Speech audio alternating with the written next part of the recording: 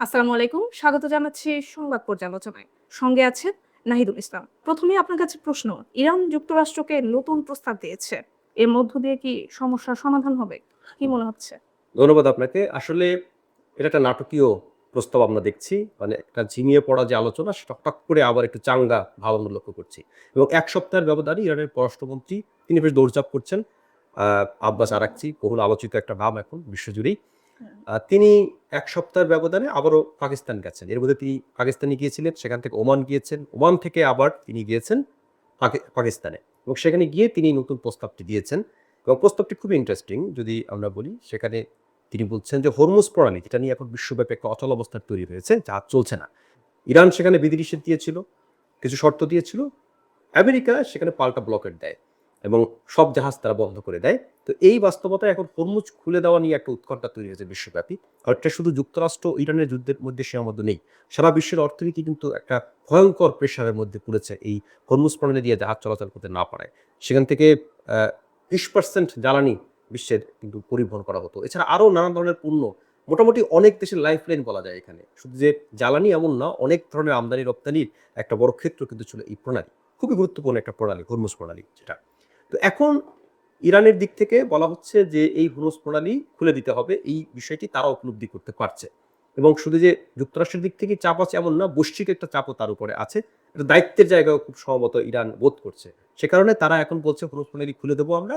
কিন্তু আ যুক্তরাষ্ট্রকে ইরান যে ইরানের উপর যে তারা যে নৌ অবরোধ দিয়েছে, বন্দরগুলোতে অবরোধ দিয়েছে এটা সরাতে হবে। অর্থাৎ হরমুজের উপর কারোই কোনো অবরোধ বা নিষেধাজ্ঞা আপাতত হুম। থাকবে না। এটা একটা গুরুত্বপূর্ণ দিক এবং এটা হলে যেটা হবে হরমুজ প্রণালী আবার আগের জায়গায় ফিরে যাবে। সেখানে আবারও জাহাজ চলাচল শুরু করবে। পণ্য আমদানি রপ্তানি স্বাভাবিক হবে। জ্বালানিতে একটা স্বস্তির জায়গা তৈরি হবে। বিশেষ করে বাংলাদেশের মতো দেশগুলোর জন্য সেটা বড় ঘটনা হবে।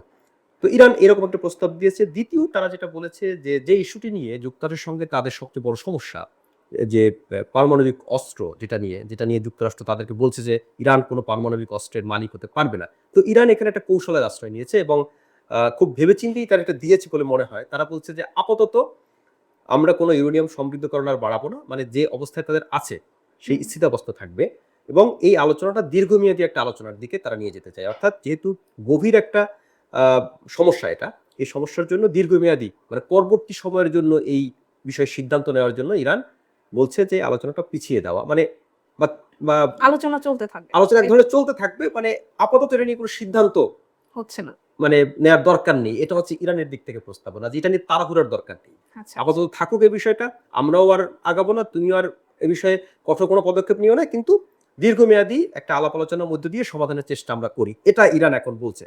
আর যেটা ইরান বলছে যে যুদ্ধবিরতি যেটা ছিল ভঙ্গুর যেটা আমরা বলছি ২ সপ্তাহের পরে আবার যুক্তরাষ্ট্রের পক্ষ থেকে একতরফাভাবে এক্সটেন্ড করা হয়েছে যে এই যুদ্ধবিরতিটাও চালু থাকবে। অর্থাৎ আপাতত আর কেউ কারো উপর হামলা-টামলা হুম। করব না। জোর করব। এবং যে ইস্যুটি নিয়ে সবচেয়ে বড় সমস্যা পারমাণবিক অস্ত্র নিয়ে, এটা নিয়ে আমরা আলোচনা অব্যাহত রাখবো। সে কারণেই ইরান যুক্তরাষ্ট্রকে নতুন যে প্রস্তাব দিয়েছে এটাকে খুব তাৎপর্যপূর্ণ বলা যেতে পারে। তবে যুক্তরাষ্ট্রের পক্ষ থেকে এই প্রস্তাবটি নিয়ে এখন পর্যন্ত কোনো সিদ্ধান্ত জানানো হয়নি। পাকিস্তানের মাধ্যমে এই প্রস্তাবটি যুক্তরাষ্ট্রকে দেওয়া হয়েছে এবং ইরানের পররাষ্ট্রমন্ত্রী এই প্রস্তাবটি দেওয়ার পর তিনি আবার আরেকটি দেশে সফরে গিয়েছেন সেটা রাশিয়া।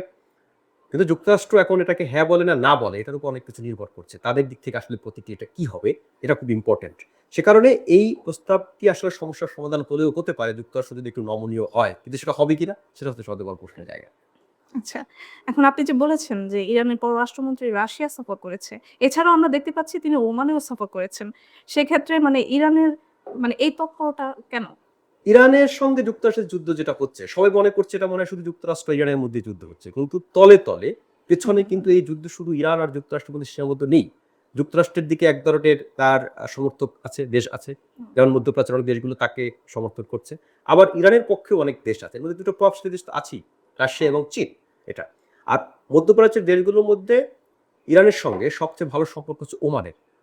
আপনি যদি হামলার চিত্র দেখেন যে মধ্যপ্রাচ্যের সব ঘাঁটিতে আমেরিকার ঘাঁটিতে হামলা চালিয়েছে ইরান। ওমানেও হামলা চালিয়েছে তারা কিন্তু সবচেয়ে কম। হুম। প্রায় না বললেই চলে। কারণ ওমানকে তারা মধ্যপ্রাচ্যে তাদের একটা বন্ধু হিসেবে কনসিডার করে। এবং ওমান একটা ভারসাম্যপূর্ণ সম্পর্ক সবসময় রাখছে।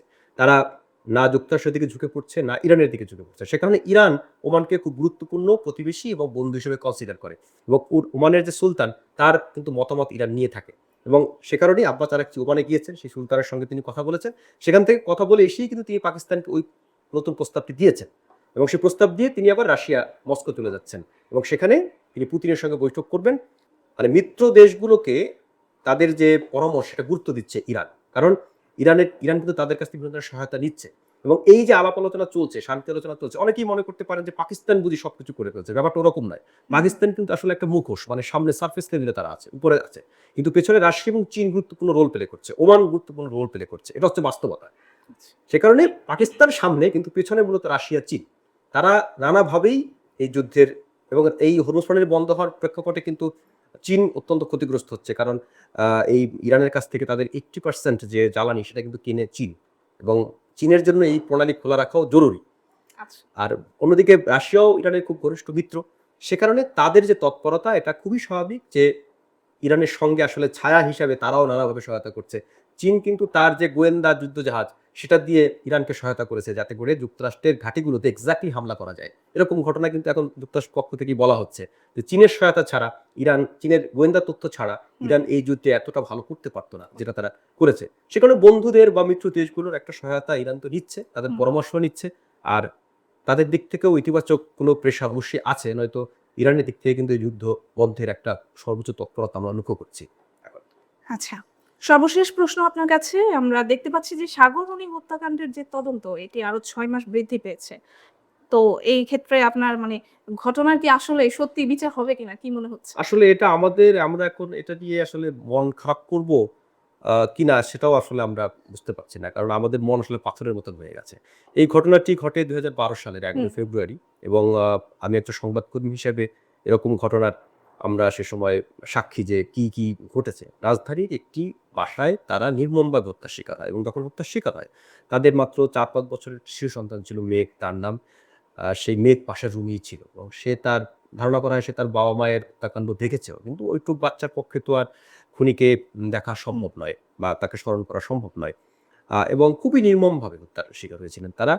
ধরুন কাউকে আপনি হত্যা করবেন, আপনি তো একটা গুলি করতে পারেন তাকে, বা একটা ছুরি দিয়ে একটা কোপ দিলেও জায়গা মতো আপনি অ্যা মারা যাবেন। কিন্তু খুঁচিয়ে কুপিয়ে নাড়ি-ভুড়ি বের হয়ে গেছে। আমার বলতেও মানে গণমাধ্যমে যেরকম খবর দেখেছি আমরা, এভাবে নির্মমভাবে হত্যা আরকি দুজনকে। তো সেই হত্যাকাণ্ডের বিচার সাংবাদিক হিসেবে তো আমরা চেয়েছিলাম। কিন্তু দেখুন ২০১২ সালে এই হত্যাকাণ্ড হয়েছে। এরপর তখনকার স্বরাষ্ট্রমন্ত্রী বলেছিলেন ৪৮ ঘন্টায় তিনি খুনিদের ধরে ফেলবেন এবং খুবই অগ্রগতি হয়েছে, একথাও তিনি বলেছেন। সেই স্বরাষ্ট্রমন্ত্রী প্রয়াত হয়েছেন। আল্লাহ তাকে ব্যস্ত নসিব করুন। কিন্তু ৪৮ ঘন্টা, ৪৮ মাস পেরিয়ে ১৪ বছর হয়ে গেছে। এখনো এর কোনো কিনারা করা যায়নি। এবং সবচেয়ে উদ্বেগের বিষয় যে এটার কোনো মোটিভই জানতে পারছেন না এবং বারবার তদন্ত হচ্ছে, অধিকতর তদন্ত হচ্ছে। বাংলাদেশের বিচারিক ক্ষেত্রে এটা একটা বড় ব্যর্থতা আমি বলব এবং খুবই কলঙ্কজনক একটা অধ্যায় যে আপনি ১৪ বছর ধরে একটা ঘটনা, এত বড় চাঞ্চল্যকর ঘটনা তদন্তই করে যাচ্ছেন এবং বিচারক যেটা করছেন যে প্রায় ১৫০ বার উনি তদন্ত প্রতিবেদন পেছানোর আদেশ দিয়েছেন একজন বিচারক। তো আমার প্রশ্ন হচ্ছে যে যারা এই বিচারের সঙ্গে যুক্ত আছেন, যারা এই আইনি প্রক্রিয়ার সঙ্গে যুক্ত আছেন, আপনাদের খারাপ লাগে কিনা? আপনাদের কি একটু লজ্জা শরম লাগে না যে কি হচ্ছে এটা? যদি মানে এটার যদি কোনো অগ্রগতি না হয় সেটাও স্পষ্ট করে বলুন যে এটা আপনাদের ব্যর্থতা। কিন্তু ১৪ বছর ধরে এটা ঝুলছে তো ঝুলছেই এবং যেই মেঘ ৪-৫ বছরের যে ছেলেটির কথা বললাম পাশের রুমে ছিল, সে এখন বিয়ের বয়স হয়ে গেছে তার। কিন্তু এখন পর্যন্ত এই মামলার একেবারে মানে যেই কি সেই, কোনো ধরনের কোনো অগ্রগতি নেই। বারবার শুধু একটা কথা বলা হয়, সর্বশেষ টাস্ক ফোর্স গঠন করা হয়েছে উচ্চ ক্ষমতা সম্পন্ন। তারাও সময়ক্ষেপণ করছে। তাদেরকে আরো ৬ মাস দেওয়া হয়েছে। বাংলাদেশের বিচারিক অঙ্গনে এইরকম ব্যর্থতার ঘটনা আর সত্যিকার অর্থে এটা খুবই ব্যর্থতা এবং দুঃখজনক ঘটনা এবং যারা দায়িত্বে আছেন তারা আসলে এটা নিয়ে এক ধরনের তামাশা করছেন। সেখানে আমি বলছি তাদের কি খারাপ লাগে না? তাদের কেমন লাগে আসলে? এটা আমাদের জানতে মনে চায়। তাদের কি লজ্জা লাগে না? যে একটা মামলা, এত বড় একটা গুরুত্বপূর্ণ ঘটনা, সেটা নিয়ে কোনো ধরনের কেউ কিছু করতে পারছে না। আমাদের আইনশৃঙ্খলা বাহিনী এতটা অদক্ষ এটা আমি মনে করি না। তারা খুব বড় ঘটনার তদন্ত করে ফেলেছে। কেউ না কেউ তো এই ঘটনার তদন্ত মানে পিছিয়ে দিচ্ছে, ধামাচাপা দেওয়ার চেষ্টা করছে। কেউ না কেউ কলকাঠি নাড়ছে এই ঘটনায়। এটা খুব সহজ স্বাভাবিকভাবে এই ঘটনাকে দেখার কোনো সুযোগ নেই।